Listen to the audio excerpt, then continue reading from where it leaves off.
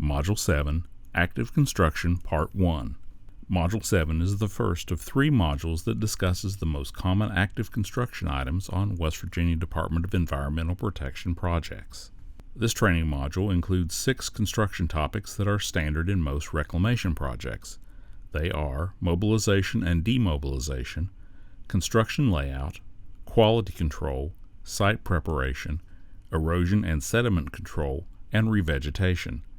The order of these items will depend on the consultant's requirements as part of the design plans. This module uses the most recently updated details, definitions, and methods of measurement. If internal consultant specifications do not match what is discussed, contact the department for clarification.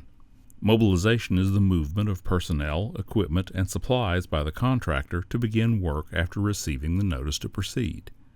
This may include establishing field offices, temporary access roads, or traffic control as necessary to facilitate day-to-day operations.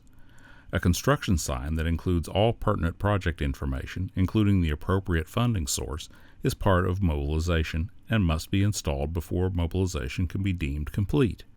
Mobilization may begin on the notice to proceed date. Demobilization is the removal of all personnel, equipment, and remaining supplies after substantial completion has been authorized by the department on the reclamation project.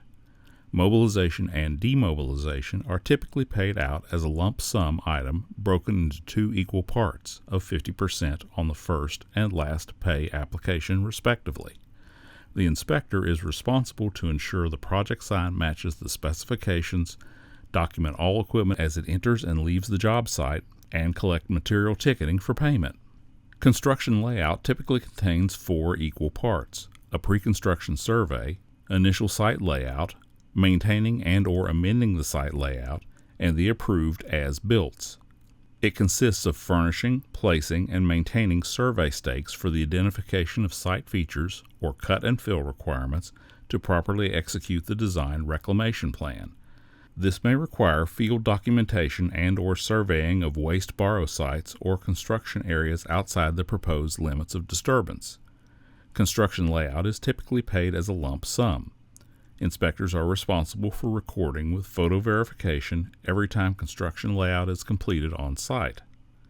Inspectors must ensure all documentation necessary to complete the pre-construction survey, cross-sections, and as-built have been received, reviewed, accepted, and uploaded to AML-Net before any payment is made. The first part of construction layout is the pre-construction survey, also called pre-construction cross-sections. It requires the contractor's surveyor to document cross-sectional data for all designated points along established baselines, confirm existing elevations, and highlight any site changes not identified at the pre-bid conference. This survey helps limit busts in the design before the start of unclassified excavation and ensures proper payment. Cross-sections must be approved by the consultant prior to any work beginning in the area of the cross-sections. The second part is to complete an initial site layout of the construction site.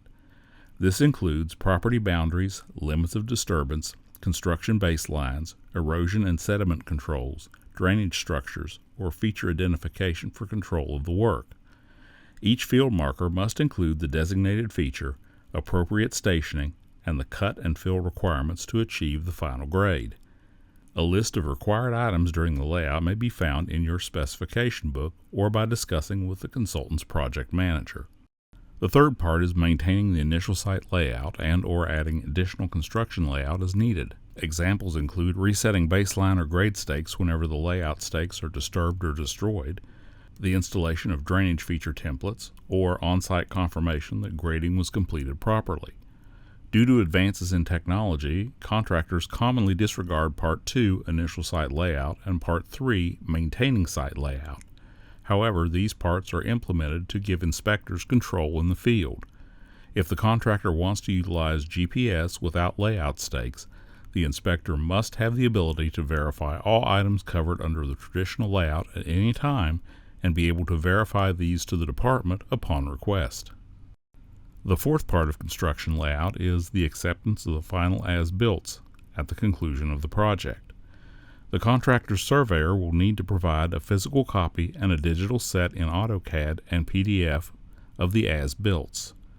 It shall include permanent features installed on both the surface and subsurface, all cut and fill locations with appropriate calculation tables, 2-foot minor and 10-foot major contours, inlet and outlet locations with identified elevations, control points, a specified coordinate system and appropriate datum, all revegetation areas with calculation tables, all waste borrow areas if applicable, all erosion and sediment controls installed, and a revised bid schedule with total quantities.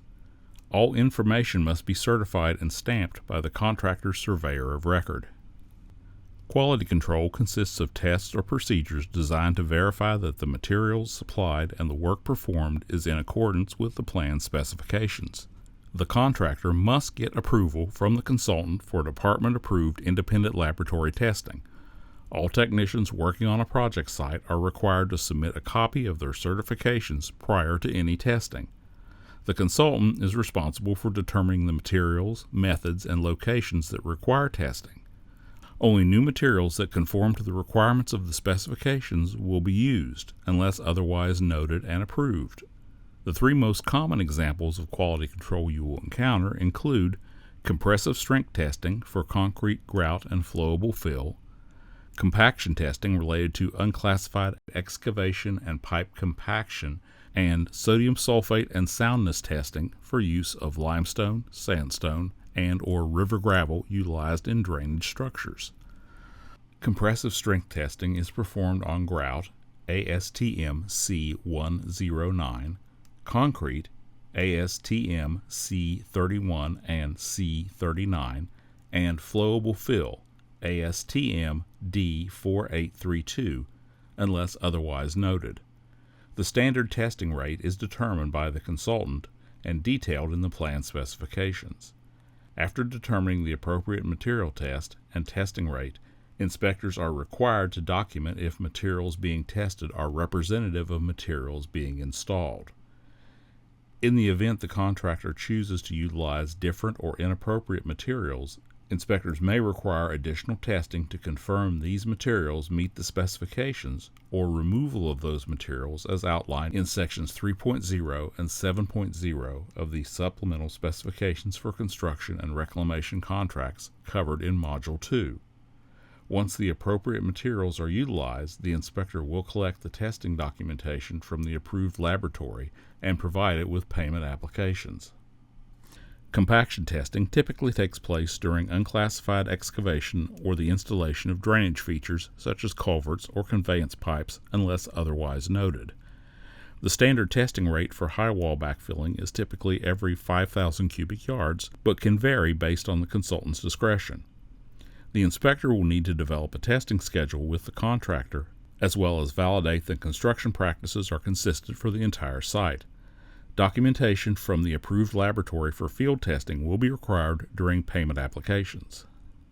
Sodium sulfate and soundness testing is used to ensure that the rock used in drainage features is non-acid producing or will not break down when in direct contact with acid mine drainage. Before the installation of rock, the contractor must provide adequate testing results confirming that the rock used is in compliance with the standard specifications. Rock is typically tested once unless the source of the rock changes during the project. Inspectors will be required to ensure materials arriving on the job site match the test results.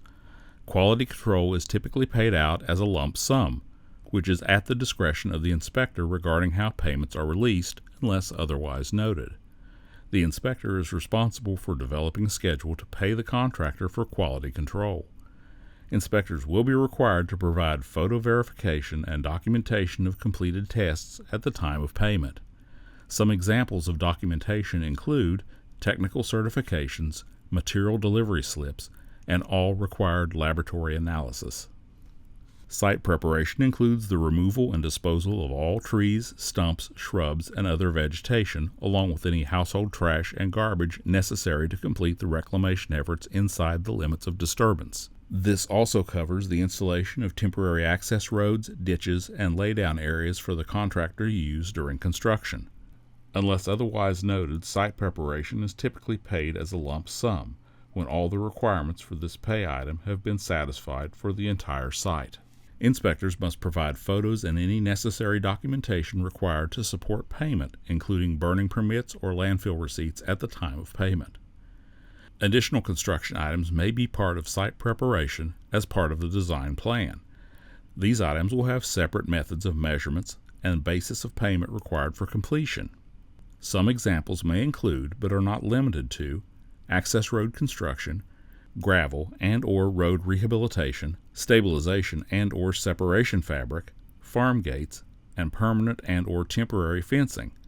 For this module, we will focus on the most common construction items you will encounter: access road construction, stabilization and/or separation fabric, and farm gate installations.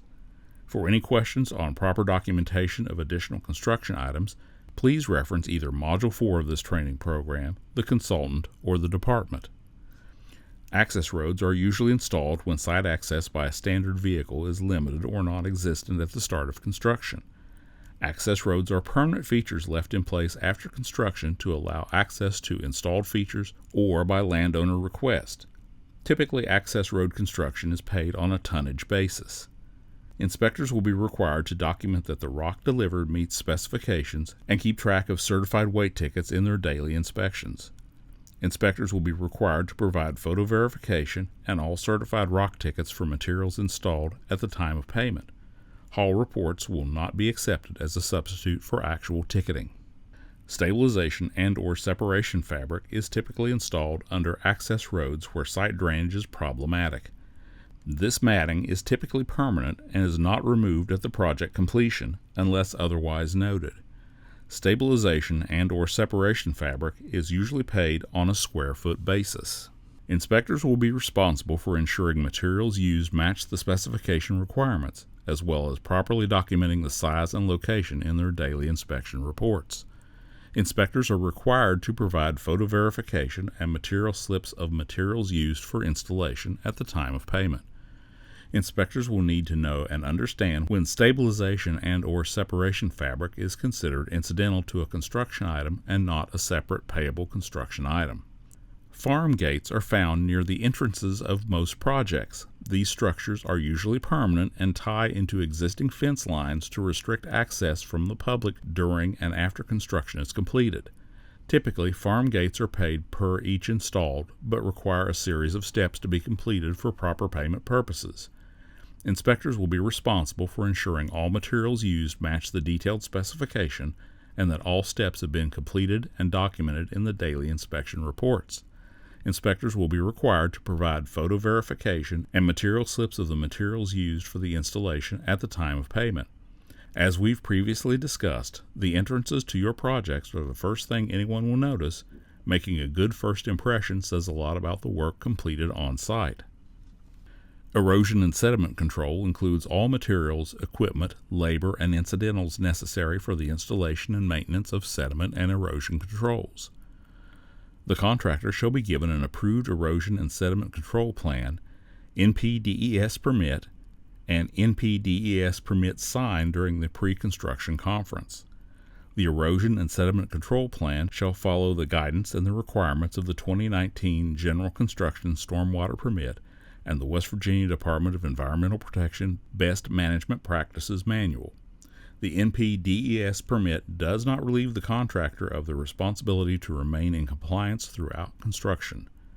The NPDES sign must be displayed on the job site with all the correct permit information until construction is complete and notice of termination has been received and approved. Any approved changes to the erosion and sediment control plan must be documented with copies kept on site and uploaded into AML-Net. Some examples of sediment and erosion controls include, but are not limited to, stabilized construction entrance, silt fence and/or super silt fence, compost filler socks, erosion control matting, and rock check dams with or without sumps. In this module, we'll focus on silt fence and/or super silt fence, erosion control matting, and rock check dams with or without sumps. For any questions on proper documentation of additional construction items, please reference either Module 4 of this training program, the consultant, or the department. Silt fence and super silt fence are typically installed around the perimeter of construction projects to reduce sediment from leaving the project until vegetation can be reestablished. These fences are temporary until requirements outlined in the Stormwater Pollution Prevention Plan have been satisfied. Typically, silt fence and super silt fence is paid per linear foot installed. Inspectors are required to verify that the silt fence or super silt fence provided by the contractor is as good or better than what is described in the design plan, ensuring the contractor follows the detailed specifications during installation and documenting daily approved footages in the daily inspection reports. Inspectors will be required to provide photos to validate footages being billed as described in Module 4, along with material ticketing for materials utilized during installations at the time of payment. Erosion control matting is usually installed on side slopes. This allows vegetation to become established with minimal loss of seedbed material. The slope requirements for use of erosion control matting will be at the consultant's discretion. The matting is typically permanent and will biodegrade within a couple of years of installation. Payment for erosion control matting is usually paid per square yard. As with silt fences, inspectors will be required to verify that the erosion control matting provided by the contractor is as good or better than what is prescribed in the design plan, ensuring the contractor follows the detailed specifications during installation and estimating the approximate square footage of matting installed in their daily inspection reports. Determining the square yardage of a construction item must be verified by the surveyor and confirmed by the inspector. Inspectors will be required to provide photo verification, material ticketing for materials utilized during the installations, and stamped drawings provided by the contractor's surveyor of record to validate billed totals at the time of payment. Rock check dams with or without sumps are typically installed within the footprint or at the conclusion of the drainage structures to catch sediment before exiting the project area. These features are usually temporary until requirements outlined in the Stormwater Pollution Prevention Plan have been satisfied and vegetation of the project area can reestablish. Rock check dams with or without sumps are typically paid per each unit installed. Inspectors will be responsible for ensuring all materials used match the detailed specification and that each unit completed is documented in their daily inspection reports. Inspectors will be required to provide photo verification and all certified rock tickets for materials installed at the time of payment. Since these units are typically paid out per each, the rock should be considered incidental to the installation, and rock tickets may need to be split between other construction items. Revegetation is the work to establish vegetation within the limits of disturbance. Areas disturbed outside the limits of disturbance can be revegetated at the contractor's expense. Revegetation typically includes 4 equal parts for completion: limestone, fertilizer, seed, and mulch. A comprehensive list of the requirements can be found in the project specifications. Agricultural grade limestone is typically in pulverized or powder form with 100% of the material passing through a number 20 sieve.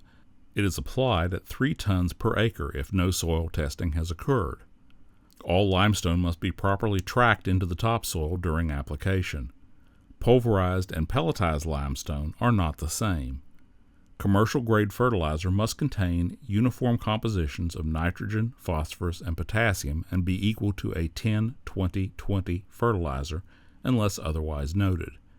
It's applied at 1,000 pounds per acre if no soil nutrient testing has occurred and must be applied during seedbed preparation or as part of the hydro-seeding mixture. The type of seed mixture and distribution amount will vary depending on the location of the remediation plan, time of year, supplemental agreements of other governmental entities, and/or landowner requests. All seed must bear a tag regardless if the seed is mixed on or off-site. These tags shall include the lot number, seed producer's name, percent purity, percent generation, date of germination testing, and weed content. All seed is to be inspected prior to installation. In the event the wrong seed has been provided, that seed must be removed completely from distribution, or all operations must stop until the proper seed can be obtained. Mulch is used to provide cover and hydration for the newly planted seed. Mulch type and required distribution will also vary based on location and slope steepness. The 2 most common types of mulch are straw and wood cellulose fiber. All mulch must be dry and free of weeds and woody debris. Revegetation is paid out by the acre. All 4 aspects of revegetation must be in compliance with the plan specifications. Inspectors should establish the revegetation acres in their daily inspection report. The exact revegetation acres will be determined and verified by the surveyor and confirmed by the inspector. Photo verification, certified weight tickets if applicable, material ticketing, and stamped drawings with calculation table provided by the contractor's surveyor of record are needed for payment. This concludes Part 1 of the active construction modules. Additional construction items will be covered in the next module. Please take a moment to compile any questions.